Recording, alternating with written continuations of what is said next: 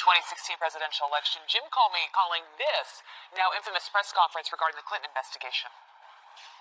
Although we did not find clear evidence that Secretary Clinton or her colleagues intended to violate laws governing the handling of classified information, there is evidence that they were extremely careless in their handling of very sensitive, highly classified information. Well, now, in his new book coming out this week, the former FBI director explains his thought process at that time. But our next guest says that egregious move was just one of the many reasons the FBI botched the Clinton investigation. Joining us now is former special counsel to President Bill Clinton and the author of The Unmaking of the President 2016, Lanny Davis. Lanny, good morning. How are you? Good morning. Good morning. Fine. So you say that Sobered. we have not one, but two violations of due process. This is what you shared documents with the DOJ's Inspector General. Explain to us what you've laid out. That quote is a firing offense. There isn't a federal prosecutor or a state attorney general or a state prosecutor that would say that a detective or an investigator, much less an FBI director, is allowed to characterize evidence without an indictment. There's an expression in the Justice Department: we don't shame without charging. James Comey violated that rule. He should have been fired then by Loretta Lynch and President Obama. Yeah, you were calling for James Comey's firing back under the Obama years. I'm going to remind our audience the letter, the James Comey letter back in October 2016 to Congress, which was the reopening of the Clinton email investigation. It says the FBI has learned of the existence of emails that appear to be pertinent to the investigation. I agree the FBI should take appropriate investigative steps designed to allow investigators to review these emails. You say that is one example of violating due process, right? More than yet, yes, it's a violation of due process to reveal what an investigator is doing in a federal investigation. It is also a firing offense to publicly reveal what you're doing in a criminal investigation. Deputy Attorney General Rod Rosenstein said it's a false choice to say conceal versus speak. A federal investigator must be silent before an indictment so someone can get due process. Moreover, Mr. Comey is lying when he said he was, quote, obligated to write that letter because he promised Congress.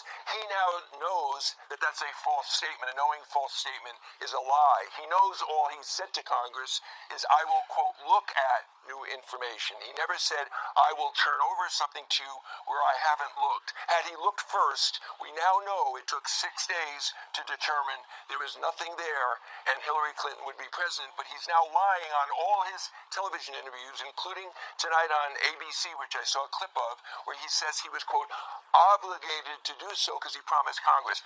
That is a knowing falsehood because he knows the facts, and I call it a lie. Lanny, let me ask you, because James Comey also raises some questions about Attorney General Loretta Lynch.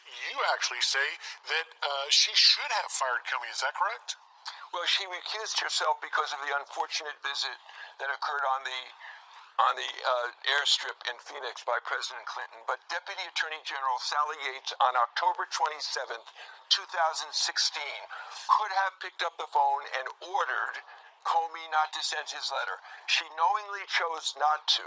And for the rest of her life, she will know it's on her hands that we have Donald Trump as president, because she could have ordered Comey not to send the letter. And Comey himself knew that he violated over 50 years of Justice Department policy by doing anything within 11 days of a presidential election that could impact the election. But you know what? Comey gets to decide which rules to follow and which rules not to. You know why? Because he's James Comey. And that should not be. He's an FBI director reporting to the Deputy Attorney General, the Attorney General, and the President.